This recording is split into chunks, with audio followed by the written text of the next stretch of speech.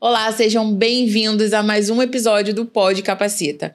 Hoje, para bater um papo comigo, eu trouxe uma pessoa que conheci no congresso da SBAC e foi muito bacana. A gente fez até um mini podcast, né? Falamos um pouquinho sobre micologia. E claro, como é um assunto que muita gente tem dúvida, tem muito estudante, muito profissional que nunca tiveram nem o contato com a micologia, né? Não sabe nem por onde começar, talvez.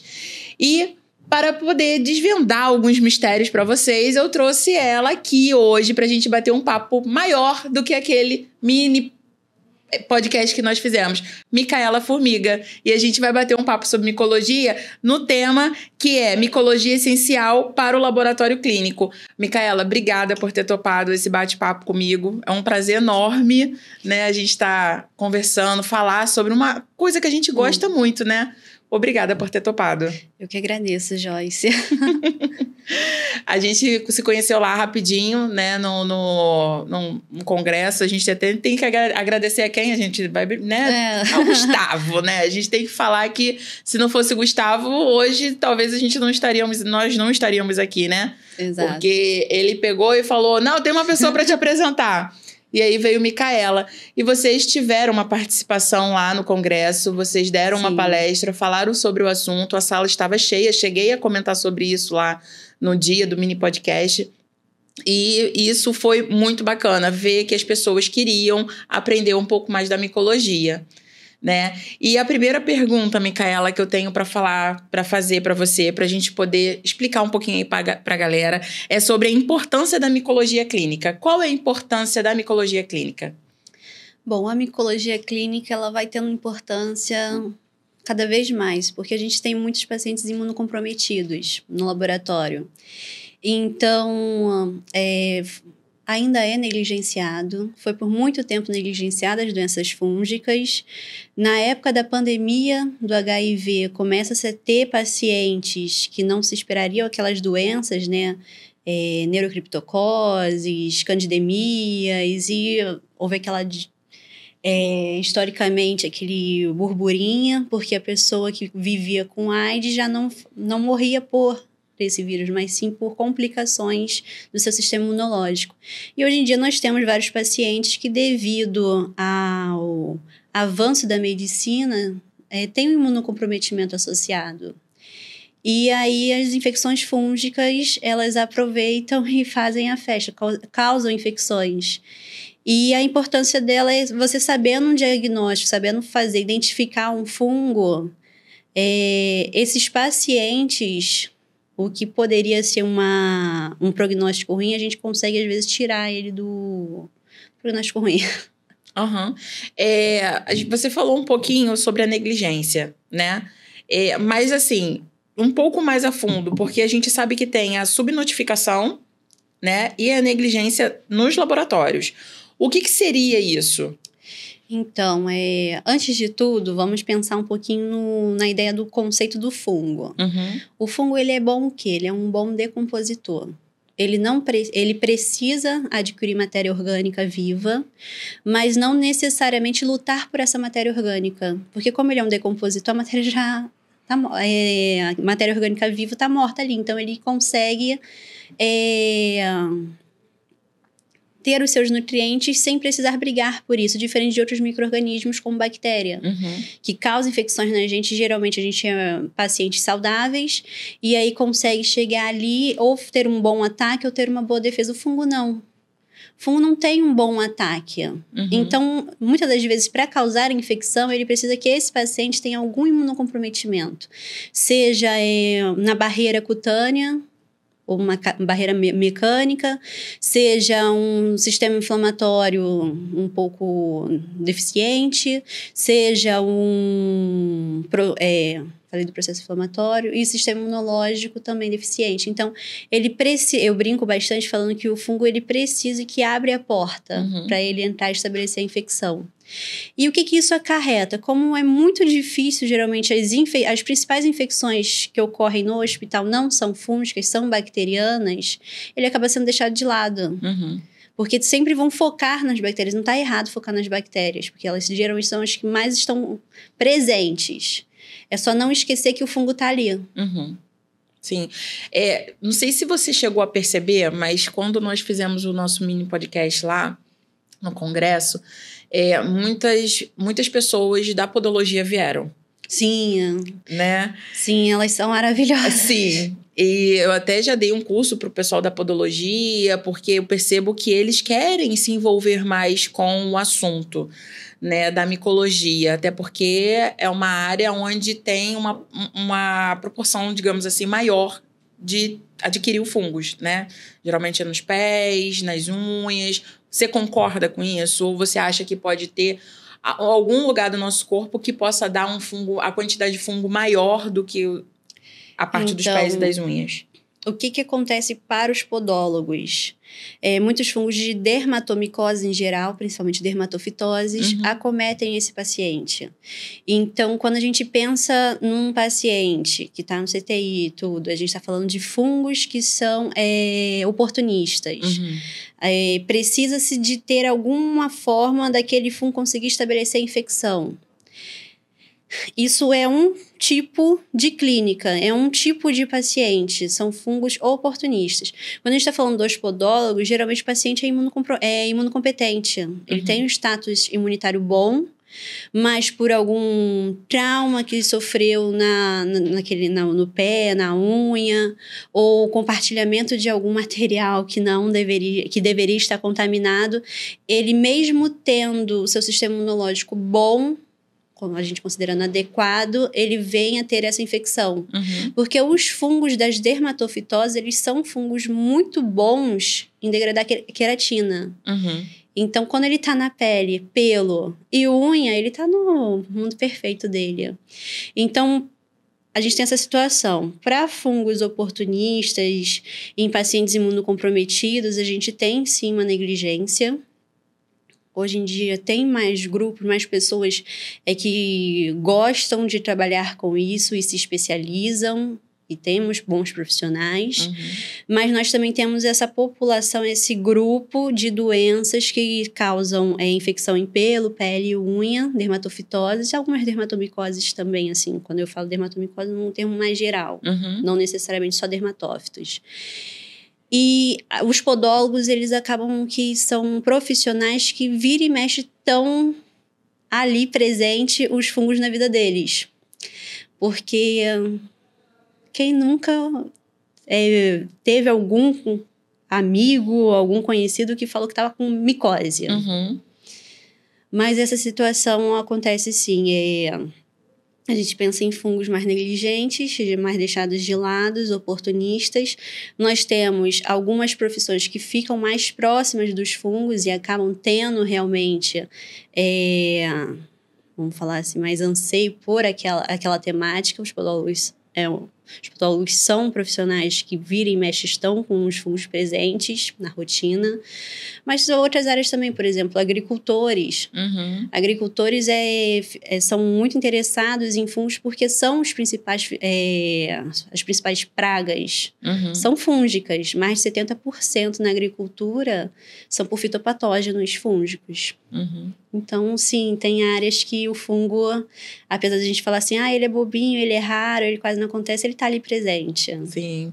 Eu achei muito bacana, né? Porque um dos cursos que eu já dei de micologia foi quando eu abri, né, o curso, era a princípio para o pessoal do laboratório, né? Sim. Logo apareceu o pessoal da podologia querendo participar. Eu achei bastante interessante, porque até então eu não sabia que tinha tantas pessoas interessadas da podologia, né, em aprender a se aprofundar de fato na questão da micologia. Né? Então, assim, que eles queriam saber como é que era o processo, como é que faz a análise, e isso é uma coisa muito bacana. A gente já vai falar sobre isso também, porque a gente tem que falar também de como faz a análise, porque muitos também não sabem, mesmo sendo técnicos de laboratório. Não, sim, eu faço algumas consultorias para podólogos, temos Tenho podólogos que vira e mexe, estão comigo no celular e falam: Micaela, pelo amor de Deus, essa lesão aqui, como é que faz para coleta? Ou esse laudo aqui, apareceu banana e maçã, o que eu vou fazer com isso aqui? São profissionais que são bem interessados na área. Sim. E as consultorias sempre rendem bastante assunto. Eu acho bacana, né? Porque é um público diferente do que a gente está acostumado a falar aqui no Pod Capacita, que a gente fala muito para o laboratório, para o pessoal do laboratório, para gestores, para gestores profissionais. Mas quando a gente fala de micologia, a gente já não pega somente a parte de laboratorial. Né? E a gente pega um outro público também, e eu achei isso muito bacana. E tive essa percepção quando a gente fez esse mini podcast, como eu te falei. Antes da gente continuar, eu quero pedir o pessoal para compartilhar, curtir e passar a seguir lá aqui no nosso canal, né, do Pod Capacita.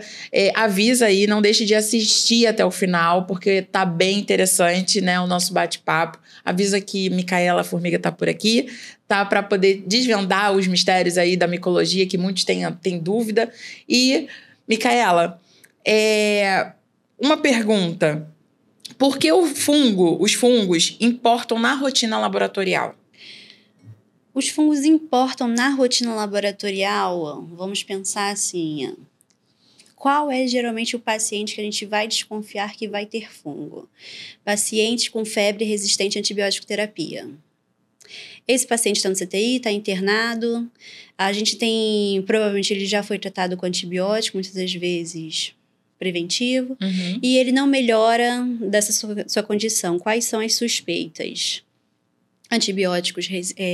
Bactérias resistentes a antibióticos, infecções virais, infecções por parasitas, em geral, febres tumorais, por último, fungo.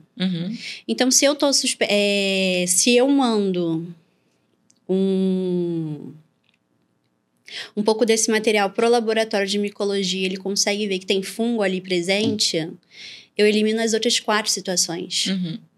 E aí fica mais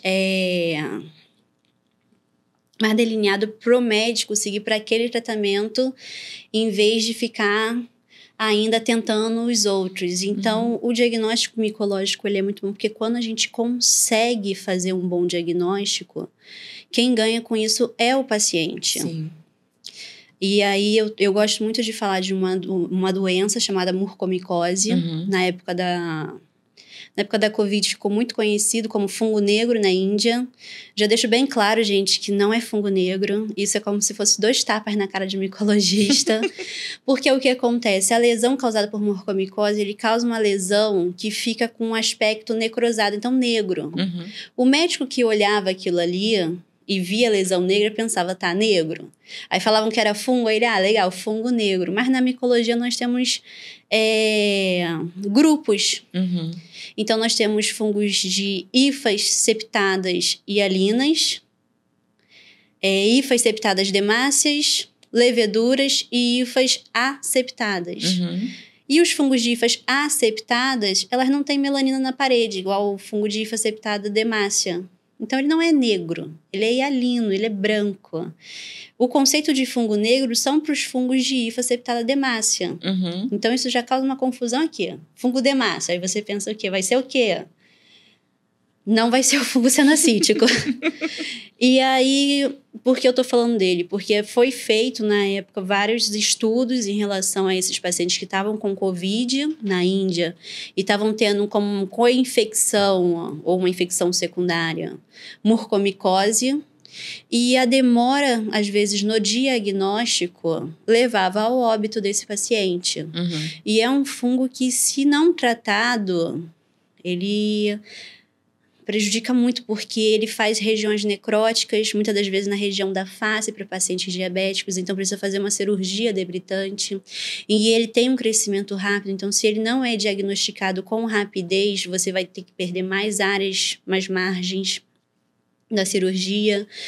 Se atingir o sistema nervoso central, a letalidade aumenta bastante. Então, tinha trabalhos falando assim, a cada, eu acho que 12 horas que você deixava de identificar esse fungo, dobrava o prognóstico ruim desse paciente. Então, quando você desconfiar, o primeiro problema é desconfiar de fungo. Desconfiava do fungo e seguia para um diagnóstico, você poderia tirar esse paciente desse prognóstico ruim. E a grande importância é essa, quando a gente desconfia de fungo, se a gente consegue saber que é ele, a gente evita muitas problemáticas para esse paciente, porque vai evitar o uso de medicamentos que não vão ser efetivos, como o uso de antibióticos. Quando tiver que usar alguns antifúngicos, nós sabemos que temos poucas classes de antifúngicos e alguns são muito tóxicos. Dependendo do fungo, a gente sabe qual antifúngico utilizar. E aí não vai ser tão debilitante para esse paciente. Então, trabalhar com fungo, identificar ele, saber qual fungo está presente ali, é uma melhora principalmente para o paciente que está precisando de sair daquela condição. Outra situação, assim, mais geral, que eu falo assim, eu sigo a área da microbiologia, principalmente da micologia, mas eu sou analista clínica. Então, a gente tem que ter uma visão geral de tudo. Se o fungo estiver contaminando alguma das outras áreas, olha a problemática que vai acontecer. Ele vai ser um contaminante que está prejudicando ali no setor, por exemplo, da urinálise, ou ele realmente é o agente da infecção? Então, você não precisa trabalhar com o fungo no seu ímpeto da vida, mas você saber que o fungo ele também pode causar contaminações, ser algum problema, causar problemas, te torna um bom profissional. Sim. Só para poder destrinchar um pouquinho na mente da galera. Tem duas formas da identificação, né? Quando a gente fala da micologia, é um processo, né, rápido, né, e de baixo custo. E temos a cultura para fungos. E aí, um pouquinho de cada, né? Vamos lá. Coleta e transporte. Tá, vamos... antes de tudo, hoje em dia a gente tem uma alta automatização nos laboratórios. E é maravilhoso. Eu sou uma adepta da automatização, adoro. Porém, entretanto, todavia, como eu brinco, fungo ainda é muito arcaico. Sim. A gente faz ali quase que inventando a roda. E aí a gente tem o exame micológico direto da amostra, que é uma técnica muito simples, fácil de executar. Chega no laboratório, a gente pega um fragmento daquela amostra, lâmina, lamínula, e o KOH analisa, viu o fungo, beleza. Não viu, segue para estaca zero, praticamente. E a cultura, que a gente vai tentar isolar e crescer esse fungo. Já vamos falar deles, eu fui antecipando. Agora vamos falar de coleta e transporte. A gente tem em outras áreas da análises clínicas que uma boa coleta e um bom transporte evita problemas, evita falsos positivos e falsos negativos. E com o fungo não deveria ser diferente. Na verdade, eu acredito que seja até pior. Porque a coleta, nós temos que saber o que queremos coletar. Ponto. Como eu falei para vocês, a gente acaba dividindo um pouquinho fungos dermatófitos e outros fungos pela essa questão de que os fungos dermatófitos, eles são de pacientes imunocompetentes, eles geralmente estão em tecidos queratinizados, eles não aguentam, geralmente eles não sobrevivem a um processo inflamatório intenso, então isso traz consequências. Se a gente for pensar em coleta de dermatófitos, a gente não vai chegar a gente não vai chegar numa área extremamente inflamada. A gente vai margear essa lesão. Diferente de outros fungos não dermatófitos que eles estão ali se desenvolvendo. Então, a gente vai pensar em áreas, regiões que são mais sanguinolentas, purulentas. Então, às vezes, saber diferenciar um com o outro, a gente faz uma boa coleta. E acontece muito, lesão de pele, característica de uma micose superficial por dermatófito. A pessoa vê aquela lesão ali circular, bonita, não tem esse feeling de que o fungo dermatófito ele não sobrevive bem em local de inflamação, chega ali no local mais inflamado possível e faz a raspagem. Aí vem muito material pra gente, todo mundo fica feliz, só que o fungo não tá mais ali presente. O processo inflamatório, muitas das vezes, ele consegue resolver a infecção naquele local. O fungo está margeando a lesão. Então, às vezes, chega para a gente negativo no laboratório, mas não é negativo porque não tem doença, é negativo porque ele não pegou fungo. Agora, se ele fosse margeando a lesão, a gente teria um bom diagnóstico positivo. E isso acontece também para unha, para cabelo. Eu brinco bastante com a questão do cabelo, porque geralmente dermatófito, a presença do fungo vai ser mais na região de alopécia, de falta de cabelo. E o ideal é você fazer a coleta com pinça. Vai convencer a pessoa que você vai pinçar o fio do cabelo. Não quer. Só que se eu cortar, não vai me dar um bom diagnóstico. Porque o fungo, ele começa, na verdade, perto do bulbo pilar, ele entra e ele, pela franja de Edson, ele adentra ao fio. Então, ele geralmente concentra-se ali. Se eu cortar o fio, eu tô no máximo 3 a 2 centímetros acima do bulbo, é onde o fungo não está presente. Vai dar negativo. Então, tem que pinçar. Eu falo, o melhor do mundo pinça bastante. Se possível, ainda faz uma raspagem naquela área de alopécia. E ainda tem a questão também quando, já que foi pinçar, o paciente está um pouquinho sensibilizado, vamos pinçar pouco material. Não, gente, não faz isso. Uma vez já chegou pro laboratório 2 fios de cabelo ainda em cruz, assim. Aí meu Deus, o que eu vou fazer com esse material? Porque quando chega no laboratório, a gente quer tentar ao máximo que, se tenha fungo, esse fungo apareça. Sim. Então, por exemplo, uma boa rotina para dermatófitos, faz-se o exame direto com KOH. Às vezes eu gosto de fazer 2 por paciente, por amostra, para ter bastante sensibilidade. Porque a gente sabe que é um teste que ele é bom, mas ele não é tão sensível. Sim. E meio de cultura, eu vou querer não colocar só num tubo. Eu vou querer trazer mais de um meio de cultura. Então, quando vem pouco material, como é que eu vou trabalhar com isso? Aí a gente tem que ficar selecionando, pensando assim, veio pouco. O que eu vou fazer aqui? Quase dividindo, né, com a tesoura o fio de cabelo que chega. Quase fazendo um duni-dunité. Quase fazendo um duni-dunité. Então, é isso. Saber que se eu estou desconfiada de fungo e como é que ele se comporta naquele local, o local que vai ser coletado me é extremamente interessante para ter um bom resultado positivo. Aí eu falo da unha e os podólogos adoram, porque realmente a unha, a gente tem várias formas de onicomicose. Temos a onicomicose superficial, temos a onicomicose distrófica, temos vários tipos. E dependendo de onde o fungo está presente nesta unha, se é muito na base da unha, se é muito na superfície, se é muito mais abaixo da matriz, vai ser uma forma diferente de coleta. Sim. Se o fungo está abaixo da unha, não adianta eu fazer só uma raspagem e considerar vai crescer alguma coisa. Não vai. Então, às vezes, saber a localidade, saber desconfiar também é importante. Sim. E raspar com vontade. E raspar com vontade. Sem pena, porque não dói. Não dói. Geralmente, quando o paciente está... quando está um processo inflamatório que o paciente está um pouquinho sensibilizado, geralmente é próximo, é na margem da situação. Então, aí também tem que ter uma conversa. Essa situação de coleta eu não sou tão acostumada. Geralmente o material já vem para mim no laboratório. Mas eu converso bastante quando me pedem assim... um conselho de coleta. Eu coleta na margem, conversa com seu paciente... E se for criança, conversa com uma criança e com um adulto, porque é um pouquinho complicado, sim. E faz total diferença ter uma boa coleta.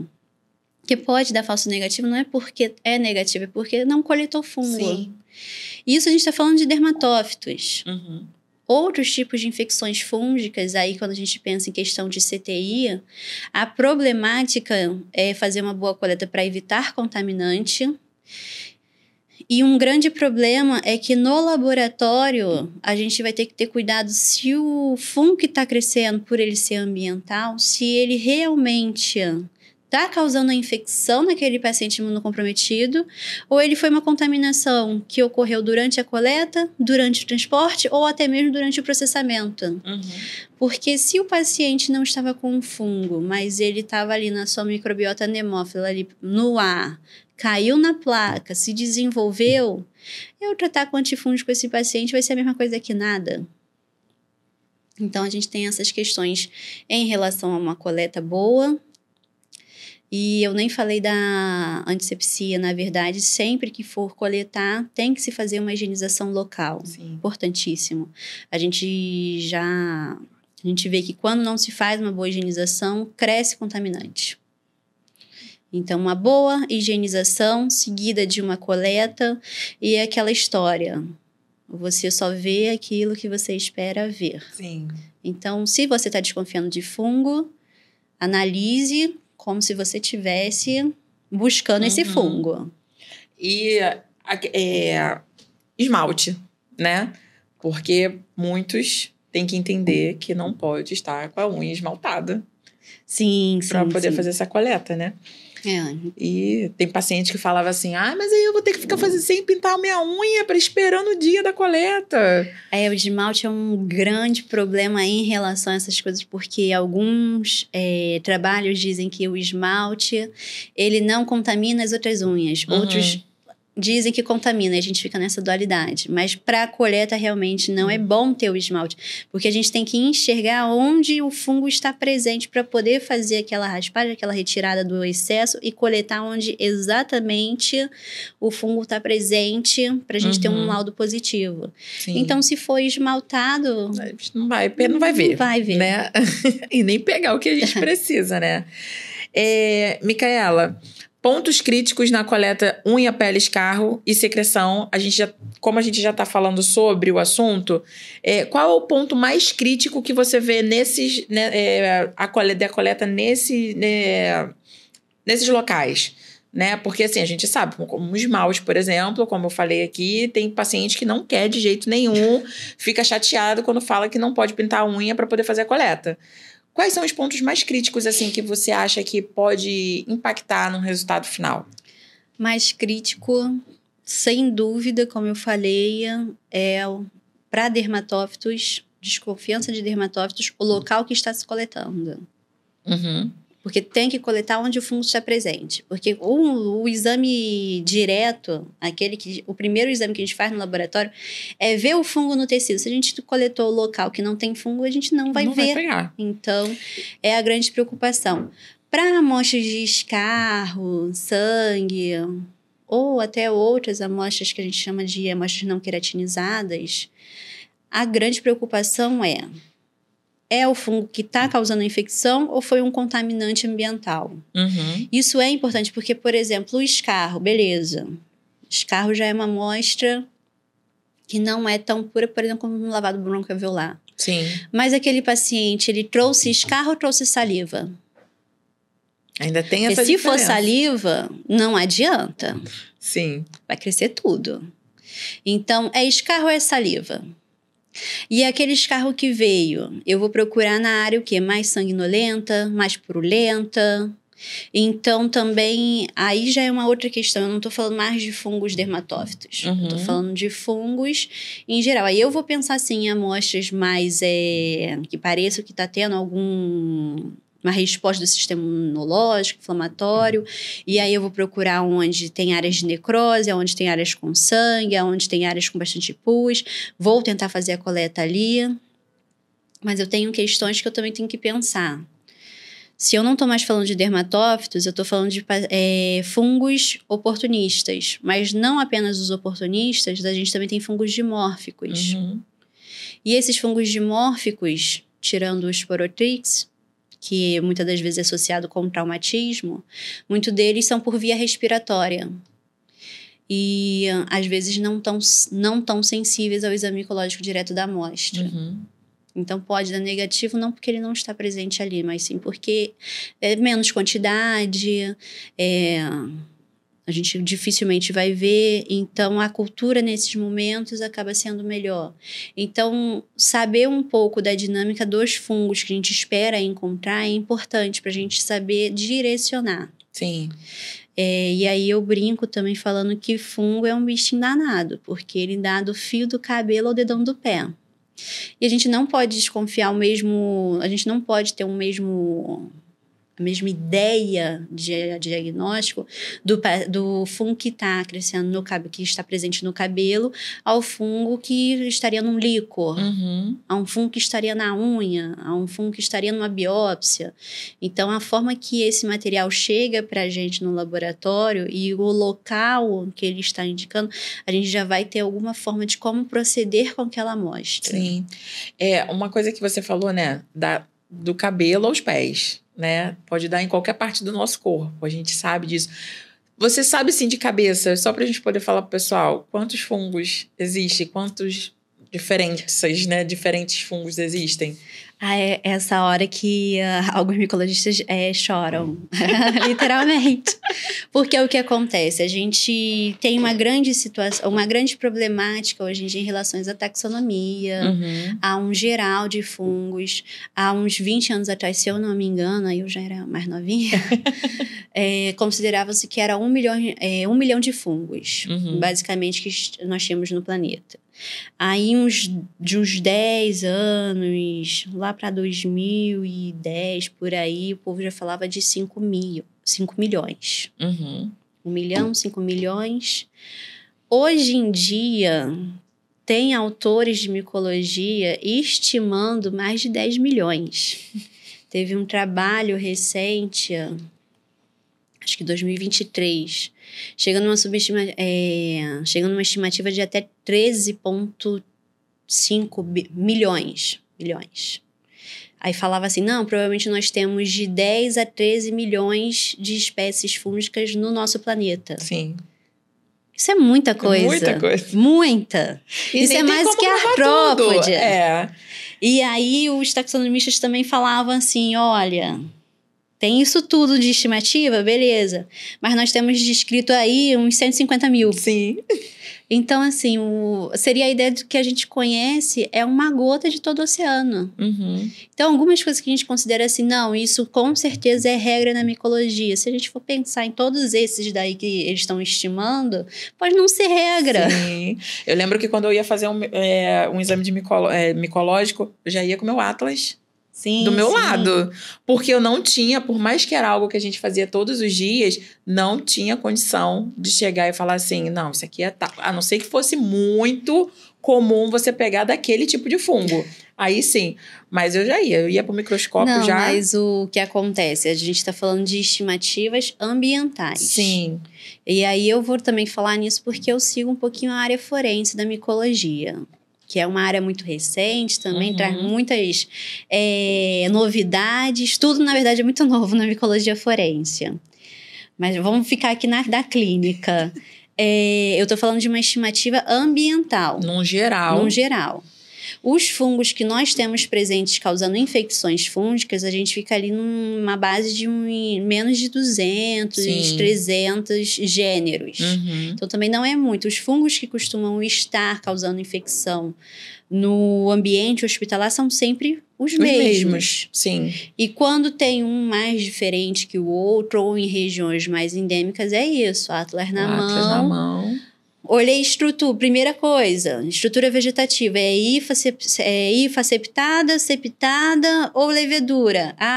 É hifa aseptada, cenocítica? Vamos no Atlas, na parte do cenocítico, vamos ver quem está aqui. Sim. Parece com esse? Vamos tentar dar mais uma olhada. Hoje, muitos laboratórios trabalham assim, ainda bem arcaico, como eu falei, a gente está descobrindo a pedra. Se um laboratório tem disponibilidade de alguma automatização, aí é sempre um plus, é maravilhoso. Com certeza. A gente tem a questão de trabalhar com fungos de levedura e forme, nós temos uma boa automatização. Filamentosa, a gente ainda fica nessa situação. Olha a carinha dele, olho no microscópio e vou fazendo os matches, os encontros. Eu costumo sempre dizer que pode ir que você vai ver aquilo que você está vendo no desenho. Vai, olha direitinho que vai conseguir. Sabe, uma coisa que eu tinha muita dificuldade com a galera era quando eles iam olhar a lâmina, o micológico, e viam o ranhado, né, da lâmina. Arranhadora de lâmina, adoro. Desculpa, assim, falar, adoro, porque quando eu tô dando aula, é sempre certo. Eu falo assim, alunos, gente, tem aqui lâmina. Procurem. Aí sempre aparecem assim, rapidão.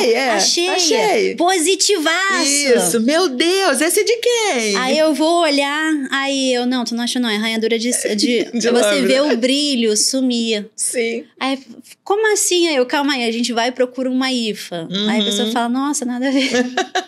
Aí pra vocês verem como é que é a rotina. Às vezes a pessoa fala, acho que é um positivo, é um artefato, acontece. Sim, Nós sim. temos muito disso na micologia. E era uma coisa que era muito difícil fazer a galera entender com isso. Porque é exatamente isso que você falou. Chegava lá, professora, achei. Eu ia lá, nossa, esse veio de quem? Que não sei o que, que não sei o que. Na brincadeira, né?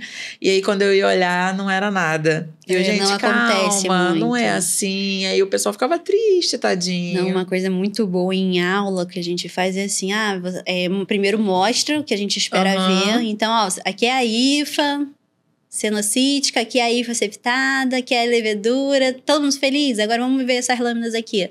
Aonde tem fungo? Aí todo mundo fala, não, tem fungo nessa, tem fungo nessa. Então, gente, todas essas lâminas não tem fungo em nada. É tudo artefato. Eu falava pra eles assim, vamos fazer o seguinte, tô entregando 2 lâminas pra vocês, cada um vai levar pra casa, vocês vão fazer a coleta, vão fazer o raspado, eu ensinava eles a fazerem, né? E aí, na próxima aula, vocês vão trazer pra gente poder ir pro laboratório. E eles ficavam todos felizes. Chegava na hora, não era nada. Arrasados que ficavam. Mas, Micaela, parando aqui rapidinho, preciso falar com o pessoal o seguinte. Temos uma parceria, né, junto com a contabilidade Precisão Contábeis, né, que é a Precisão Cálculos e Perícias. É uma empresa de contabilidade que ela é minha empresa, né, de contabilidade. Ela faz a contabilidade das minhas 2 empresas, tanto da capacitação laboratorial, quanto de um novo processo, um novo CNPJ que eu tenho. Não tenho do que reclamar, toma conta da parte do meu DP, da parte da minha questão financeira, que eles tomam conta tudo para mim poder não ter essa dor de cabeça. Então, eu trago para vocês, quem tiver interesse, visitem lá o Instagram deles, eu vou deixar aqui para vocês, que é o @Precisão Contábeis. Eles também têm o site deles, né? Fiquem à vontade para poder estarem pesquisando, conhecendo a empresa. Tenho certeza que vocês não vão se decepcionar. E como eu falei, temos uma novidade aí, né? Chegamos aqui na Barra da Tijuca com um novo laboratório, que é a JV Diagnósticos. Nós estamos começando agora e sucesso, uma qualidade de laudo, qualidade de resultados confiáveis, rápidos e com um atendimento, coleta humanizada. Nada aquilo de robô, sabe, Micaela? Porque eu fico pra morrer quando você vai mandar uma mensagem para pegar um orçamento para um laboratório e o robôzinho já tá certo. Tudo automatizado. Aí a gente tem que fazer um pouco diferente, né? Trazer a humanização aí pro pessoal, porque eu gosto de falar com pessoas. Não gosto de falar com robô. Sim. Né? Então, essa é a novidade que eu trago para vocês. Vão lá no nosso Instagram, @Laboratório JV Diagnósticos. Vocês vão gostar, acompanhem lá, sigam lá. E a gente vai estar sempre colocando algumas informações de análises clínicas da parte laboratorial lá para vocês que vão nos acompanhar. Micaela, voltando aqui, eu acho que a gente já, né, desvendou um pouquinho aí de muita coisa aí pro pessoal, né? Falamos de um pouquinho de cada coisa. Agora, o que eu queria falar é sobre a parte do diagnóstico do micológico. A gente sempre fala do KOH. O que é o KOH? O famoso KOH. Vamos lá. Primeiro, voltando, o que é o exame micológico direto da amostra? É eu pegar um fragmento da amostra desse paciente e ver no microscópio o que está acontecendo. Como é que a gente faz isso? Lâmina, lamínula e o famoso KOH nesse fragmento e leva para o microscópio. O KOH nada mais é do que o hidróxido de potássio. Uma base bem forte. E aí, o que ela faz? Ela macera tudo que não é fungo e evidencia o fungo. E por que o fungo é especial? O fungo, na verdade, é um organismo que tem parede celular. Então, por ele ter essa parede celular, o KOH vai acabar macerando as nossas células que não têm parede celular. Então, vai macerar, vai clarificar, e o fungo, que ainda tem essa estrutura que é um pouco mais resistente, ele consegue ficar ali por mais tempo. E aí a gente consegue fazer uma boa análise a partir de 1 hora após essa preparação, até 24 horas. Eu sou uma pessoa que gosta de errar pelo cuidado. Eu gosto de fazer uma análise até umas 72 horas. Então, 24, 40... 24, 48, 72 horas. Não vi nada, aí para mim ele é negativo. É uma coisa que eu gosto bastante, mas geralmente os laboratórios fazem as leituras de 1 hora e 24 horas. Sim. E a maioria dos positivos já são bem vistos a partir das 24 horas. É um ótimo teste, porque ele é barato. O caro dele é o micologista, que é a pessoa que vai ali porque tem que ter olhos de quem quer ver. A gente tem que ver o fungo ali presente. E a gente tem que identificar o que é fungo e tudo que não é fungo. Então, o KOH macerou tudo, evidenciou esse fungo. O micologista leva para o microscópio, observa, eu tô vendo essa hifa e ela é septada e alina. Qual a informação que eu vou ter aqui? Agente etiológico é fúngico. Então, todas aquelas outras que eu estava na dúvida, agora, para mim, o paciente, ele está sendo cometido por um fungo. E eu já sei que é a hifa septada e alina. Qualquer coisa que vá crescer na cultura, eu vou ter que esperar que seja de hifa septada e alina. Não vou poder ver ali outros tipos de fungo, outras bagunças, porque aquilo ali vai ser contaminante. Então, o exame micológico direto da amostra, ele é muito bom pra gente, porque é rápido, é barato, entre aspas, fácil, e ele nos direciona a ter certeza que o agente etiológico é fúngico, e se ocorrer alguma contaminação no processo, a gente conseguir ter noção dessa contaminação. Sim. Então, ele é perfeito. Eu gosto muito do exame micológico direto da amostra. Concordo que há limitações. Se eu não coletar uma área que tenha fungo, ele não vai aparecer. Aí não é nem culpa do exame.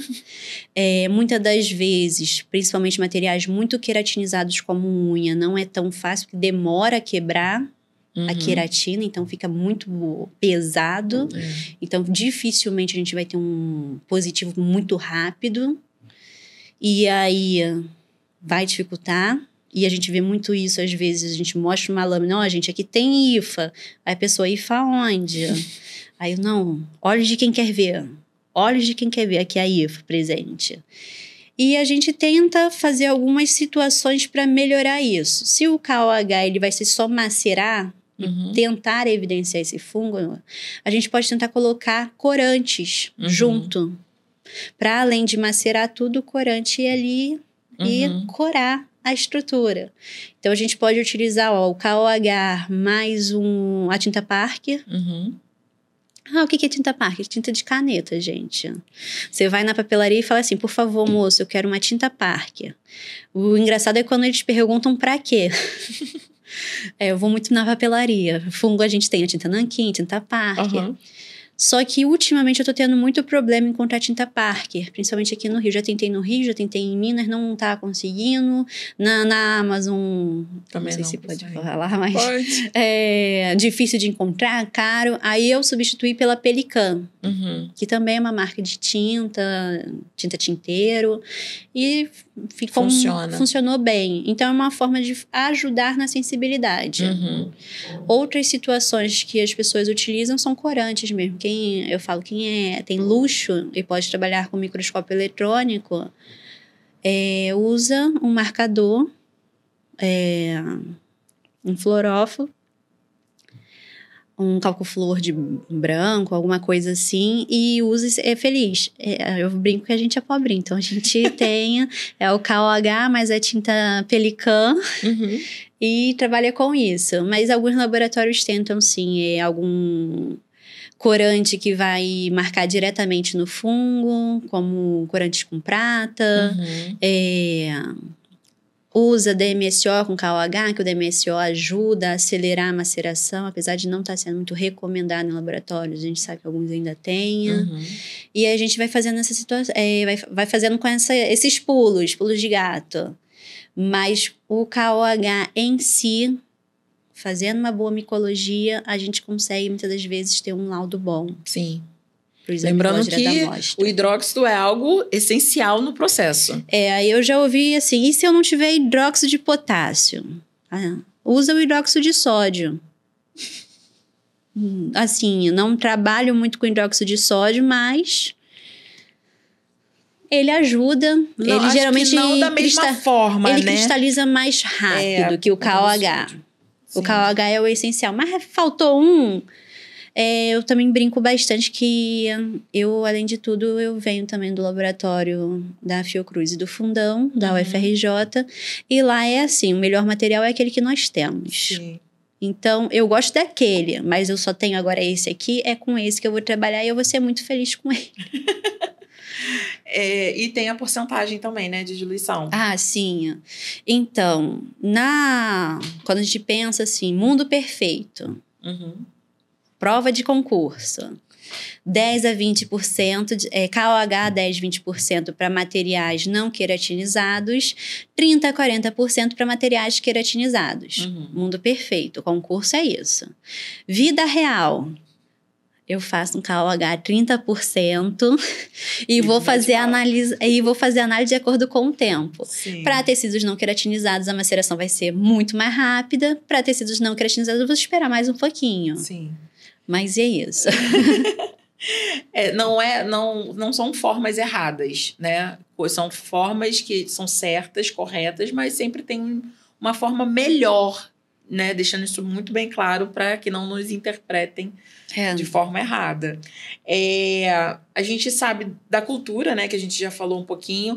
Diferente do micológico, a cultura, ela tem quanto tempo? Nossa! E qual a temperatura, né, para a gente poder manter aquele material ali no meio de cultura? Antes de responder, só para reforçar o que você falou, assim, a gente tem que saber muito bem como é que funciona cada teste, porque se a gente precisa fazer essas adaptações, não são adaptações grosseiras, adaptações erradas. Na verdade, a gente tem uma base científica para que faça uma adaptação que funcione, que seja adequada. Sim. Então, é assim, a gente aprende isso e na nossa vivência a gente vê. Uma coisa é um profissional que não se especializa e trabalha de forma errada e traz laudos errados. Outra é um profissional que sabe como funciona, sabe todo o direcionamento e quando precisa dar os seus pulos, dá um correto pulo. Então, primeiro ponto. Voltando para a cultura.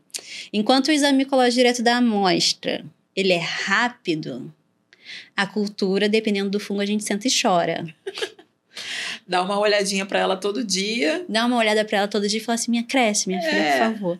E dói ainda mais quando chega algum médico e fala assim, não, será que não tem como fazer crescer mais rapidinho? Dá vontade de fazer que nem aqueles memes, de pegar um pompom, vai, cresce, Mas o que acontece? A gente depende da taxa de crescimento desse fungo. Se for um fungo levedoriforme, a gente vai esperar que ele cresça entre 24 e 72 horas, beleza. Ele tem um comportamento um pouco parecido com as bactérias. Sim. Tanto que a gente consegue fazer automatizações boas de fungos unicelulares, as leveduras. A morfologia não é tão aproveitada, então a gente segue com muitas provas bioquímicas. Trabalhar com levedura é um mundo. Trabalhar com fungos filamentosos é outro completamente diferente. E aí a gente depende do fungo filamentoso. Se for um fungo de hifa cenocítica, a gente tem a situação que ele matura mais rápido. Até umas 72 horas, realmente, a gente consegue ver fungos cenocíticos crescendo bem, que são os fungos aceptados. Mas aí tem uma questão. Ele no mundo de fora, ele no mundo externo, ele é um tigre. Ele cresce, ele contamina nosso pão, nossa fruta, com a maior facilidade e sem nenhuma complicação. Me perguntaram isso, exatamente isso que você está falando agora. Quando eu fui explicar do tempo, o pessoal me perguntou, e o queijo? Por que no queijo é tão rápido? Exato. Então, o fungo cenocítico, ele cresce muito bem, muito rápido, fora do laboratório.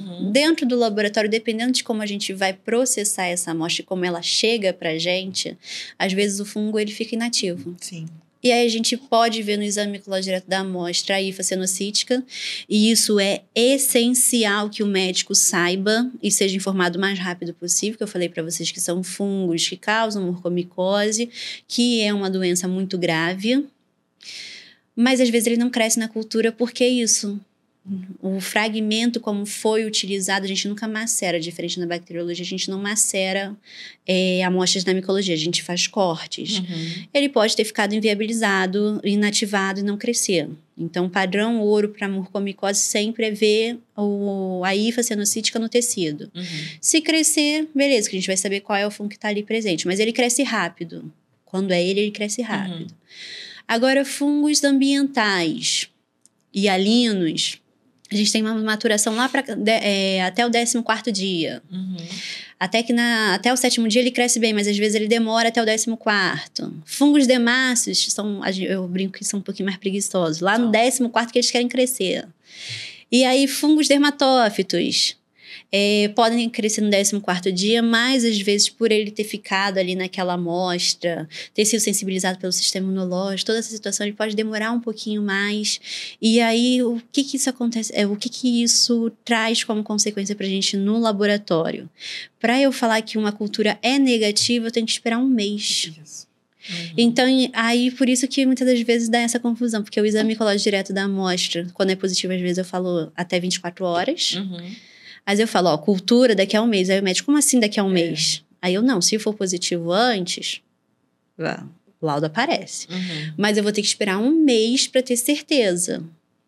E para piorar, fungos dimórficos, que causam infecções em pacientes imunocompetentes, pacientes saudáveis, dependendo do fungo, mais de 2 meses. Então, se eu estou desconfiada de um fungo dimórfico, um mês é pouco, eu tenho que esperar 2. Ou até 90 dias, né? Se for histoplasma, e tem na literatura que histoplasma pode crescer até 120 dias, eu vou ter que esperar. E qual o problema? Acontece, infelizmente, da gente descobrir que é histoplasma, o histoplasma vai crescer, a gente se isolar, identificar, e vai olhar aquele paciente já foi a óbito. Isso. Por conta do tempo que já foi. Por causa do tempo que demorou.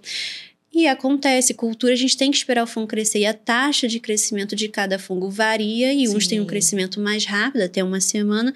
E outros, como o histoplasma, quase mais de 3 meses. Eu ficava lá pra ele assim, hoje eu vou vê-los, né? Vou conversar aqui com eles pra ver se... O que acontece? Eu ia lá, olhava plaquinha por plaquinha. Sim, demora. E temperatura? Posso colocar ele na estufa? Vamos ali para essa questão que estufa, tem quem ama, quem odeia. Não, brincadeiras à parte. Fungo é ambiental. Ponto. A gente tem hoje em dia uma questão falando que a gente vai ter fungos mais resistentes por causa da termotolerância, etc e tal. Mas fungo, na maioria das suas vezes, é ambiental. Ele cresce bem a 25, 30 graus. Mas a gente tem que ter aquela noção. Se ele está causando infecção no paciente, ele precisa ter um mínimo de fator de patogenicidade, que é o quê? Crescer a 37 graus constante. Então, eu posso utilizar a análise, fazer o meu cultivo em temperatura ambiente. Isso, na verdade, é muito comum nos laboratórios de micologia. A gente faz o cultura e deixa exatamente nas bancadas do laboratório, fora da estufa. Isso não está errado. Porque o fungo ele vai crescer bem. Agora, quando for fungos ambientais que eu tenho uma desconfiança que eles estejam causando infecções invasivas, o primeiro pressuposto que eu tenho é que eles sobrevivam em temperatura a 37 graus constante. Porque nós somos uma incubadora a 37 graus, gente. Então, uma forma que eu posso fazer para ver se aquele fungo que está crescendo, ele pode ser o causador da infecção ou ambiental, é colocar esse fungo crescido a 37 graus. Se ele não se desenvolver, em tese, ele também não se desenvolve na gente. Porque além da temperatura, nós temos um sistema imunológico. Se ele crescer, já é um forte indício. pode corroborar com toda aquela questão do histórico do paciente, com achado na clínica. Se eu encontrei esse fungo em cultura, foi provado, todo mundo em cultura não, no exame micológico direto da amostra, foi provado, todo mundo é feliz. Se eu não encontrei, mas ele está corroborando, me torna uma micose provável. Então, fortalece aquela questão, essa questão. Ele ficava para morrer quando colocavam em temperatura inadequada.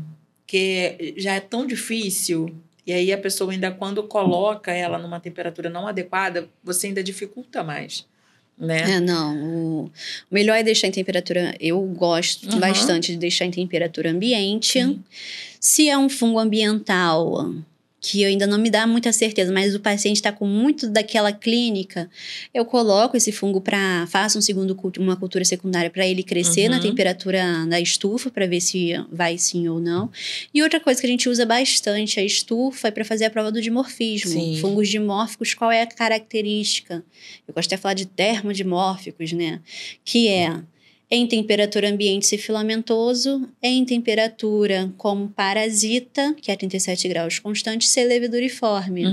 Então, se ele está crescendo num ambiente filamentoso, para eu ter certeza que é um dimórfico e não um outro contaminante, eu faço uma cultura secundária e ponho de novo para crescer a temperatura ambiente e ponho para crescer na estufa. E aí, se eu tenho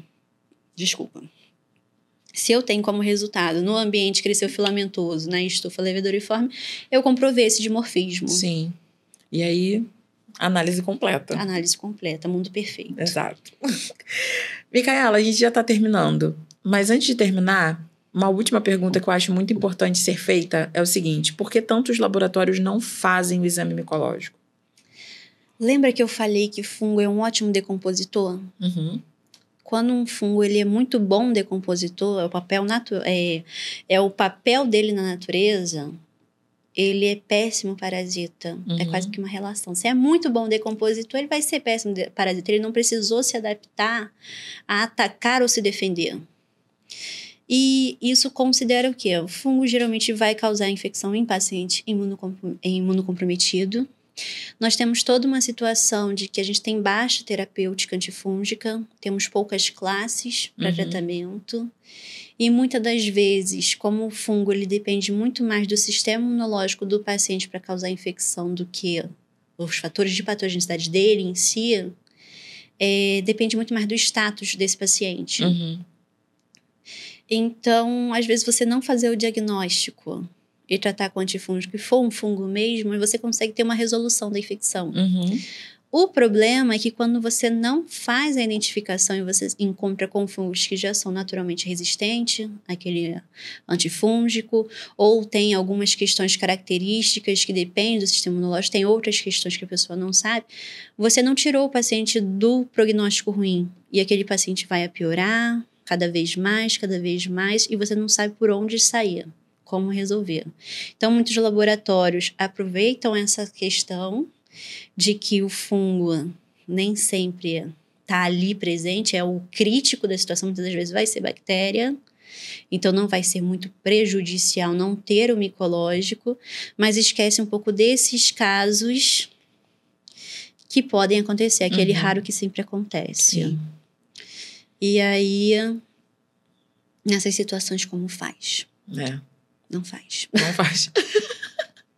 Porque realmente é difícil você encontrar laboratório que faça esse tipo de análise. Sim, deixa aqui uma boa análise. Sim, exatamente. Porque não é só colocar o hidróxido e esperar 24 horas e realizar a leitura.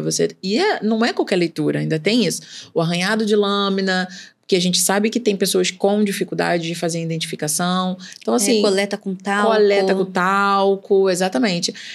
Com esmalte, não faz uma asepsia correta. Usa algodão em vez de gás. Sim, exatamente. Aí ainda vem com aquele material, aquele fio, né, do algodão, e a pessoa não faz uma identificação errônea ali por conta da má coleta. Como todo material dentro do laboratório, existe a pré-analítica. Sim. Não tem jeito, né? Então, esse cuidado precisa existir. E se faz essa análise dentro do laboratório, faça com cuidado, com carinho, com atenção. Se está com dúvida, busque, né, o aprendizado, mas não faça de qualquer jeito. Isso é importante. Micaela, a gente já está terminando.